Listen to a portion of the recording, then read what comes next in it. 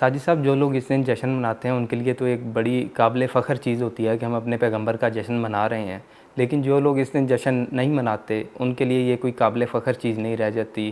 کیا وہ اپنے بچوں تک اس چیز کو منتقل نہیں کرنا چاہتے کہ ہمارا ایک پیغمبر ہے، اس کی کیا شان ہے اور ہم کس طرح اس کی خوشی مناتے ہیں؟ یہ بالکل سچی بات ہے. ہمارے لیے بھی نبی کریم صلی اللہ علیہ وسلم قابل فخر ہیں. جو مناتے ہیں ان کے لیے بھی، جو نہیں مناتے ان کے لیے بھی. قابل فخر ہونا کسی کا انکار نہیں ہوتا، کہ کوئی بھی امت کا کوئی بھی فرد یہ انکار نہیں کر سکتا کہ میرے نبی کریم صلی اللہ علیہ وسلم میرے لیے فخر کا باعث ہے یا نہیں ہے. اصل چیز یہ ہے کہ یہ فخر پہنچانا کیسے ہے، شائستہ طریقے سے، ناشائستہ طریقے سے، دین کے اخلاق کے قوانین اور ضابطوں کے مطابق. اگر ان کے تحت پہنچایا جائے تو کوئی اعتراض نہیں کر سکے گا، جس میں کوئی شبہ ہی نہیں ہے. لیکن جب آپ دین کو توڑتے ہیں، اخلاق کو توڑتے ہیں، جیسے ابھی آپ نے کہا کہ گندگی پھیل جاتی ہے، یہ ہو جاتا ہے، تو یہ ساری چیزیں پھر قابل اعتراض بنتی ہیں.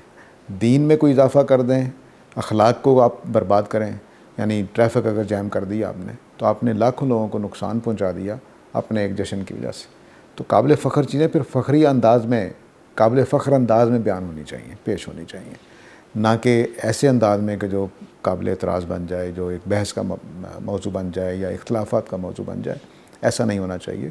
تو فخر اپنا پہنچانے کا سادہ طریقہ ہے کہ آپ نبی کریم صلی اللہ علیہ وسلم کی بات ان کو پہنچائیں، سارا سال آپ کی شان ان کو بتائیں، سارا سال ان کو آپ کی سیرت سے واقف کریں، بجائے اس کے کہ ایک دن بیٹھ کے آپ کو ابال آئے اور 5 گھنٹے کے لیے نکلا اور ختم.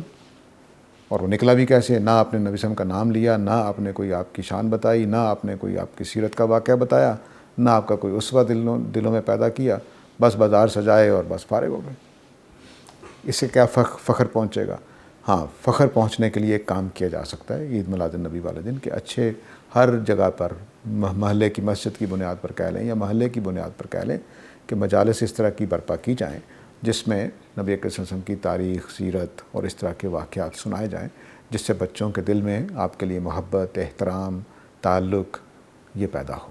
یہ کیا جا سکتا ہے.